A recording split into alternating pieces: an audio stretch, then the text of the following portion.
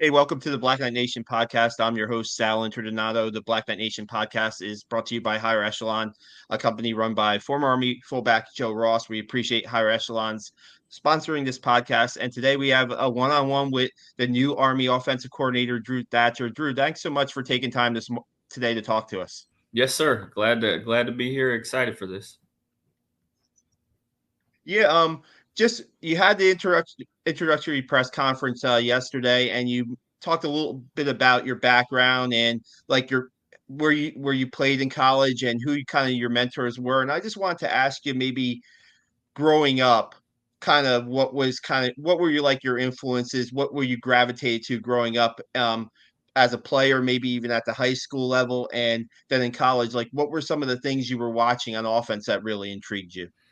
Um, Growing up, I just loved football. I don't. It's one of those things like I don't know where it comes from, but people just go to different directions, and I always just happened to love football. I didn't necessarily have a certain style. I played for a legendary high school coach, Travis Lee. He's an old wing T guy. Unreal guy, and I don't think you ever appreciate at the time when you're playing for him, but just looking back, like, oh man, this was some really good stuff you were playing in. And so obviously that's kind of a big one. And then his son is actually a triple option guy, Kelly Lee, he was the head coach at Eastern New Mexico for a little bit when Josh Lynn left, and he's a big kind of under center triple guy. So I've kind of known him. And then again, just liking all sorts of football, I kind of ended up at New Mexico State because it was close. I walked on there. Again, not really sure what it was all about. I just knew, hey, I really want to play football. I was a tight end in high school, wasn't going to be a college tight end. Thought, maybe I could be a wide out.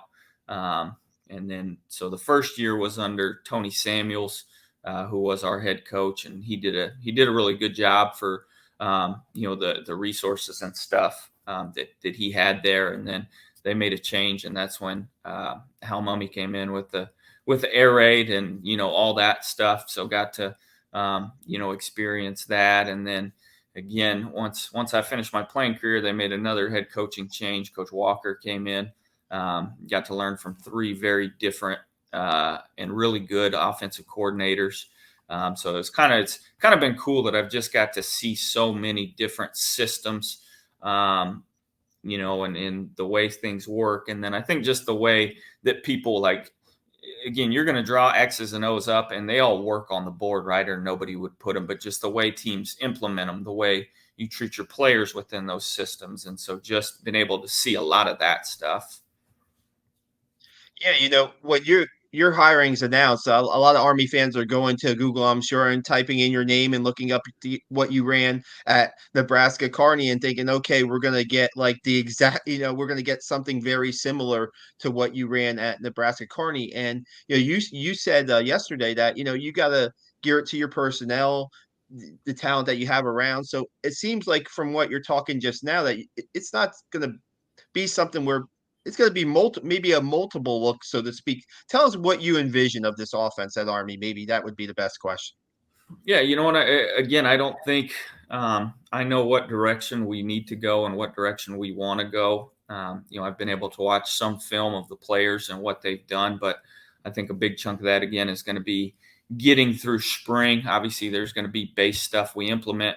There's going to be some stuff we need to keep that they were really good at. That's simple and versatile, and that's I think the biggest thing with what we want to roll out is we want to be very simple for our guys, but make it hard for a defense to defend, and trying to find that fine balance of, whether it's formations or motions or, just different ways of doing the same thing over and over. So our guys are comfortable. Our guys get to play fast, and then having enough versatility with formations that you can get guys you need into certain spots to help them be successful with the ball. Get your playmakers the ball. That's the biggest thing.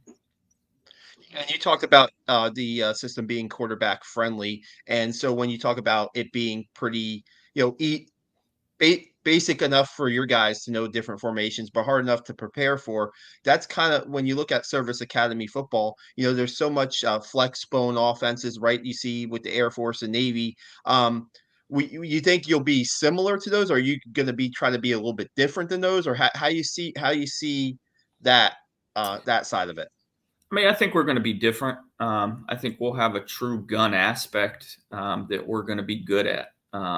It's not one of those things that we're just going to kind of show a formation just to make teams prepare or have a tiny package. I mean, we're going to have that's going to be part of the system. And I think that's what's going to make us unique. I think we're going to be able to throw it effectively. I think we're going to be able to throw it efficiently. Again, that doesn't mean throwing 50 times, but having the ability when need be. Again, to me, I think sometimes the misconception or what some OCs might look at is, we're going to do what the defense gives us. If they're going to let us run the football all day, then we're going to run the football all day. If you're going to play and give us a look where a certain pass concept is going to work and we can execute that, then we're going to do that till you stop it. So again, it's some people ask, like, going into a game, what's your run pass that you'd like to have? Well, it just depends on how you're going to play us. I mean, I don't know. Just figure out the best way to get the ball down the field. But again, it does all start up front. It starts with the O lineman. It starts with being physical. That's the number one thing, and that's what this place does good. I mean, I walk into work every day, and it says the last of the hard. And I think that's something that we've got to continue to keep. Now, I was going to ask you later about the offensive line, but maybe talk about it now. I mean, some systems, they're a little lighter guys. Are you guys? What's your typical offensive lineman, or what you are looking for in your offensive lineman, size wise and their abilities? Again, I think the number one thing has got to be toughness. I think if you're physical up front and you know where you're going, that's going to give you a chance. And that's one thing I know, again, just from watching film, these guys are going to be physical. And then if we can make them confident by letting them know where to go, then great. I don't think obviously, I think anywhere you always want to have bigger, longer guys. I mean, that's just the nature of the business. But again, if you're just physical and get after people, you're going to have a chance to be an O lineman. So again, we've got to see what can these guys do. And again, not trying to say, well, hey, this guy's he's not a good player because he can't do that. Well, let's not ask him to do that. Let's try to find their strengths.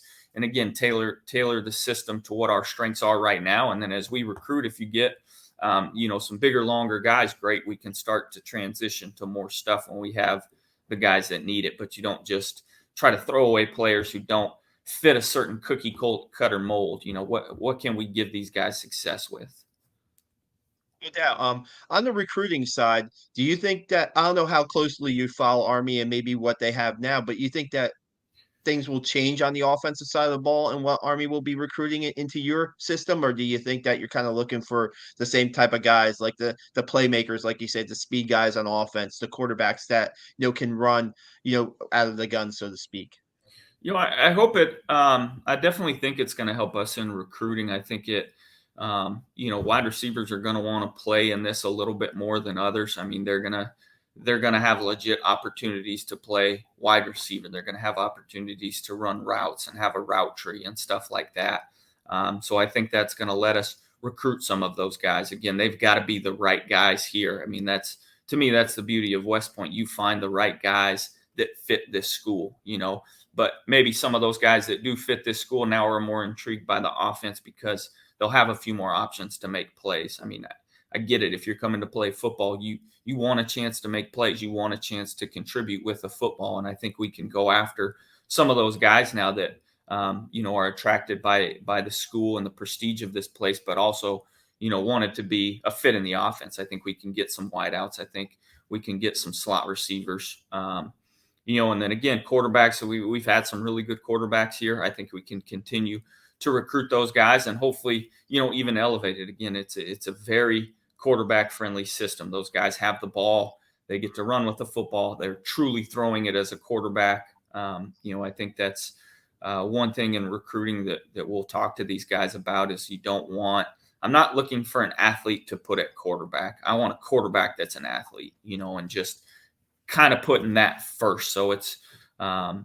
we're kind of ahead in it. We got, still a month to go in this stuff. So I think we've got some time to sell that stuff. Yeah, a couple of quick ones. How excited are you about recruiting for Army because it is a nationwide program, right? You recruit the country, so you're going to be looking at maybe like you said, these a lot of different quarterbacks, a lot of different offensive skilled players and linemen across the country. How excited are you about recruiting like the nation, so to speak? Yeah, I'm very excited. I'll tell you what, one of the things that I'm most excited about recruiting to this place is um, obviously you've got to sell them and stuff on this, but this is one of the most prestigious schools in the nation, right? Like this is literally a life-changing place that can set you up for the rest of your life. So when you talk to a kid, that's something that not every other place can sell, and not have it be a lie. I mean, look at the alumni, look at the guys who graduate. Um, that's exciting. And then, recruiting the whole nation and having a little wider net, that's obviously, very exciting. And it's fun because I think one of the funnest things about recruiting is just getting to meet new people, getting to go to new areas. And so that's going to be exciting, just getting to, talk to new coaches from areas I haven't been in and, meet families and stuff like that. It's going to be fun. No doubt. One quick question: will you coach a position too, as well as being offensive coordinator? What will you be doing there? No, so I'm going to be a walk around this year, and I think just with the staff we have and the positions. I've always been a quarterbacks guy, but we got Coach Worley here, who's done a great job and does phenomenal with quarterbacks. So I think that gives us versatility, especially when installing some new stuff. Hey, if it's a big old line day, I can go sit in that meeting. If it's hey, this day's sometimes confusing for running backs, I can sit in those meetings. So I think it's going to give us flexibility in that. It's going to be unique for me to be in that, but I think it's really going to give us, it's going to give me an advantage to kind of have my hand in more stuff. No doubt. What happens to these 260-pound fullbacks that Army has currently in their program? Can they fit in your offense, or what do you see happening with that? Yeah. And again, you've just got to see where do they fit now. I mean, you can use everybody considers these guys, well, hey, you're just a fullback. Well, I mean, are they just a big running back that can run some of this stuff? Sometimes those big backs can be an H-back type guy. Again, just trying to find roles for those guys. I mean, they came here for a reason. They're obviously good athletes, they're good players. Again, what's their best strength? How can we still incorporate them? Again, I don't think you want to go into a situation and try to say, well, hey, these guys can't play for us anymore. Like, they're here. Let's figure out how we can still use them. I mean, they're still good football players, or they wouldn't have been here, right? Yeah, I mean, it seems like it's going to be like you said, you got the pedal down, lot to evaluate with the roster and stuff. I was just wondering, just for the last question, maybe do you have any experiences like watching the Army Navy game, or did you follow the Army program at all before they showed interest? And how did that come about? I heard your story about knowing through the coaching clinic circuit, like Coach Drinkall. But I mean, did you have a familiarity with Army at all before? Did you watch any tape of them before you took the job? It's kind of funny. I mean, it's one of those things where I've always watched the Army Navy game. I mean, to me, if you're uh, part of this country, hey, this is a big deal. This is Army versus Navy, and so it's one of those things. I've always watched the game. Never quite dreamed that, hey, it would work out to be like this, but it's unreal that I'll have an opportunity to do that. And so that's definitely exciting. I've always kind of followed the academies a little bit, just because they're unique schools. But again, just when it all kind of went down, it's still a little bit surreal. And I'm glad to finally be here on the ground and getting my feet wet and ready to jump into all this stuff. And as kids get back to campus, excited to meet them and kind of build those relationships.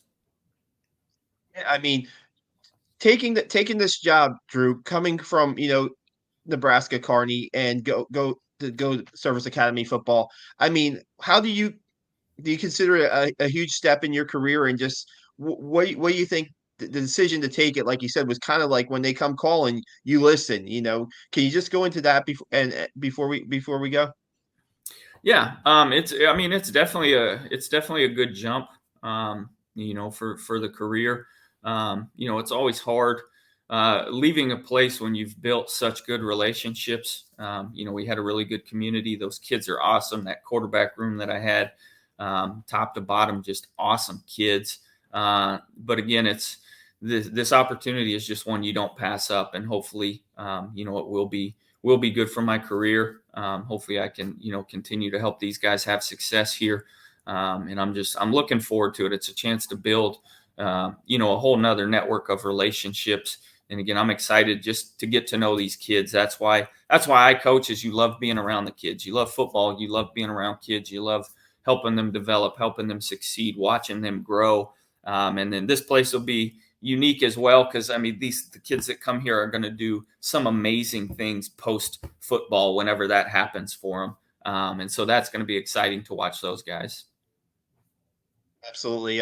Drew, thanks so much for your time. Really appreciate it, and look forward to seeing what the offense looks like, maybe spring wise, and also for the 2023 season. Thanks so much for your time. Yes, sir. I appreciate it.